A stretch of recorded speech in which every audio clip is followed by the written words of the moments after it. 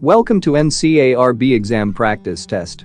Our topic today is Practice Management 1. Use the link in the description to download the app on the App Store for more courses and free practice tests. Number 1. The principal of a firm with 20 employees needs to hire additional staff to cover the workload of a newly awarded project. In order to maximize profitability, what is the most important issue that the principal should consider in deciding what type of staff to hire? A. Potential billing rate for new hires. B. Workload of existing staff on current projects. C. Experience that new hires bring for future projects. D. Skills needed for the new project.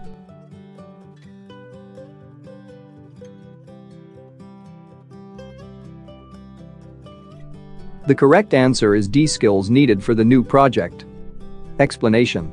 A person with broad experience would be valuable to have for future projects, but this would probably be a secondary concern when deciding whom to hire. Number 2. An architectural firm with 36 employees is interviewing candidates for a project manager position. During the interview, which of the following questions can the interviewer ask? A. How long have you worked at company A, the previous company? B. What is your age? C. Do you have any physical problems that would prevent you from doing this work? D. What is your national origin, in case we try to pursue work overseas?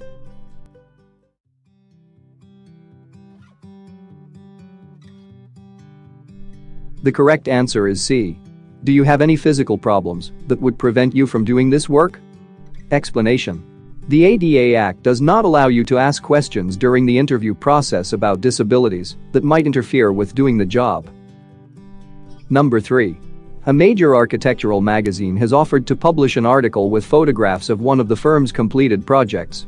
In addition to the basic data about the project, including area, date of completion, consultants and similar information, the magazine wants to publish the cost of the project. According to AI Code of Ethics and Professional Conduct, under what circumstances may an AI architect provide this information after notifying the owner of the upcoming article? A. The architect can provide the info unless requested not to do so by the owner. B. The owner must give the architect permission to release any data. C. The architect may publish the cost per SF without releasing total cost. D. The architect may provide whatever information the firm wishes to give.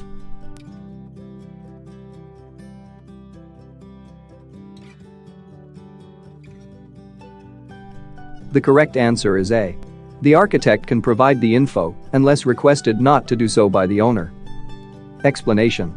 AI Document Code of Ethics and Professional Conduct, Canon 3, obligations to the client states that AI members should maintain the owner's confidentiality when requested. If the architect tells the owner of a potential article in a magazine, the owner has the opportunity to request that certain information including photographs not be published if there are security or proprietary concerns. AI Document B1.4.1 Standard 4 of Agreement between owner and architect with standard forms of architect services gives the architect the right to photograph the project and materials unless it includes confidential or proprietary information, and if the owner has previously told the architect in writing of what specific information is confidential or proprietary. Number 4. What does a restrictive covenant in an architectural firm means? A. The employer is limited in what it can require its employees to do. B. An employee that leaves the firm cannot set up a competing business in the same city. C. The architect's design must conform to any regulation of homeowners associations. D. Independent contractors working for the firm must abide by the rules of the firm.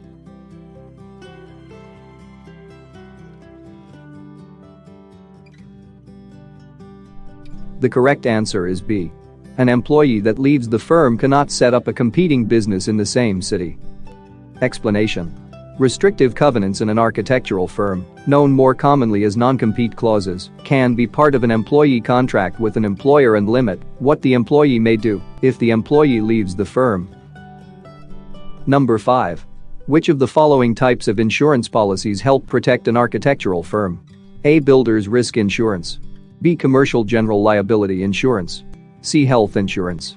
D. Life insurance.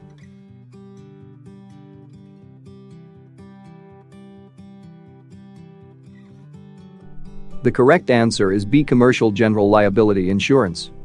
Explanation. The Architect's Handbook of Professional Practice describes the different types of insurance and their importance to the practice of architecture.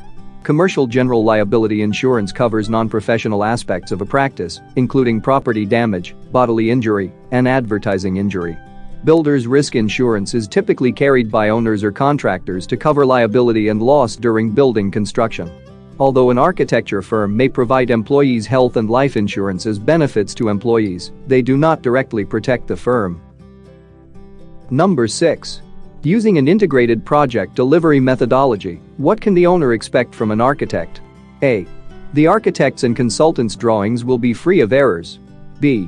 The architect will guarantee the quality and completeness of the building design. C. The architect will perform services in accordance with the highest industry standards. D. The architect will provide service in a reasonable and prudent manner.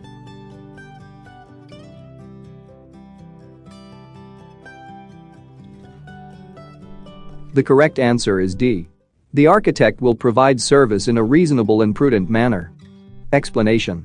According to the Architect's Handbook of Professional Practice, providing services in a reasonable and prudent manner aligns with the professional standard of care for architects, while limiting the architect's liability exposure. The architect and consultants are not required to perform services perfectly and free of errors, nor is it a realistic expectation. Avoiding building design guarantees and standards higher than what are required by law will also limit the architect's liability. Number 7.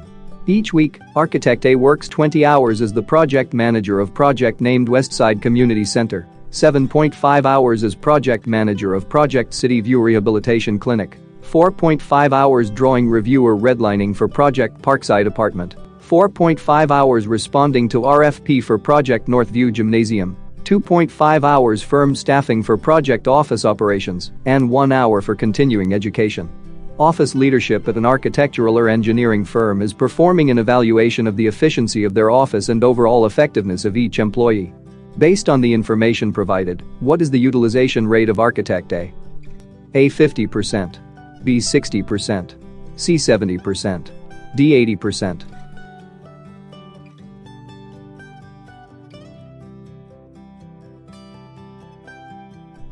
The correct answer is D. 80%.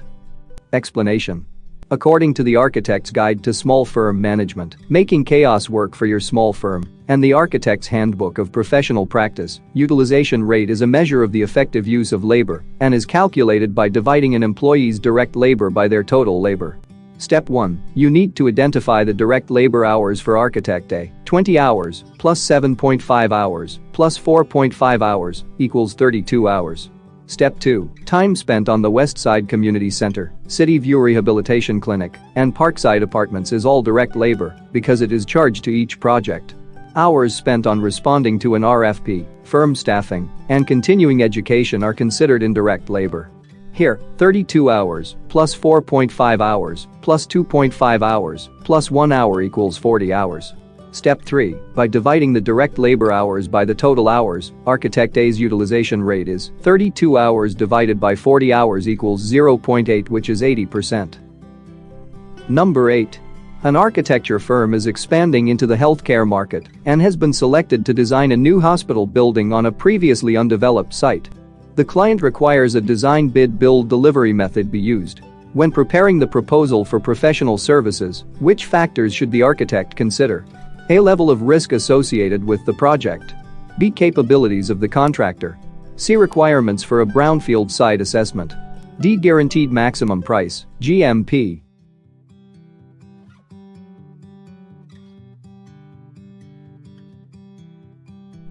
The correct answer is A. Level of risk associated with the project. Explanation.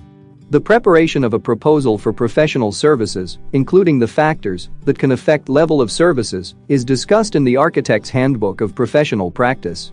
It is important for the architect to consider the schedule and its impact on project costs and project scope. The architect must also consider the level of risk associated with the project type or similar factors. Finally, the need for specialty consultants will influence the project design fee. Because this is a design bid build project, the capabilities of the contractor would not be a factor to consider when preparing the proposal. A GMP is typically a component of the construction manager's constructor delivery method and not applicable to this proposal. Since this is a previously undeveloped site, a brownfield site assessment is not required. Number 9. Two architects are forming a new architectural design firm and need to choose a business entity.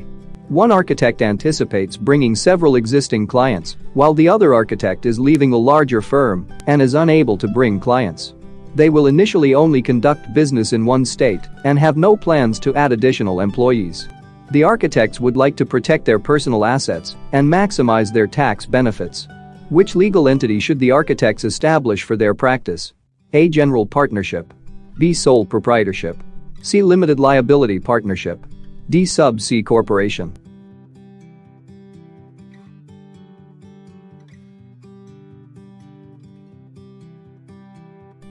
The correct answer is C. Limited liability partnership. Explanation. According to Law for Architects, What You Need to Know, and the Architect's Handbook of Professional Practice, partners of a limited liability partnership, LLP, are not personally liable for obligations of the LLP, but may be liable for their own personal negligence. LLPs are not required to pay federal taxes, as income and losses are reported on each individual's tax return. A sole proprietorship and general partnership provide no liability protection for personal assets. Although sub-C corporations protect stockholders' personal assets, both the corporation and stockholders pay federal taxes. Number 10. A small architecture firm that specializes in educational and recreational facilities is developing a new quality control policy. Which of the following should the policy require to manage the quality of project documentation? A. Completion of a lead checklist. B. A project team meeting at the completion of each phase. C. Use of the design bid build delivery method. D. All construction details come from the firm's library of standard details.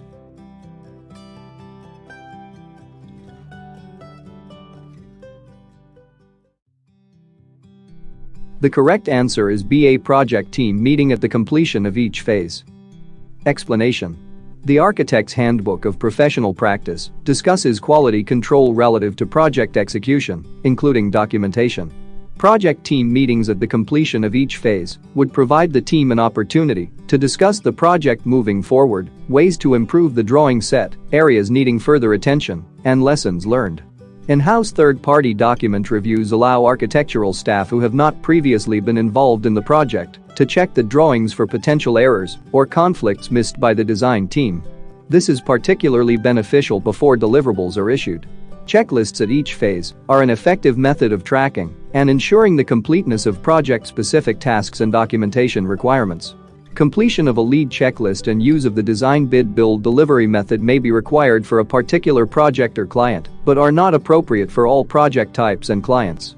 A firm's standard detail library may improve documentation efficiency and the quality of specific details, but it could also place limitations on the project, design team, and building program. Thanks for watching. Don't forget to like, share and subscribe to our channel for updated videos every week.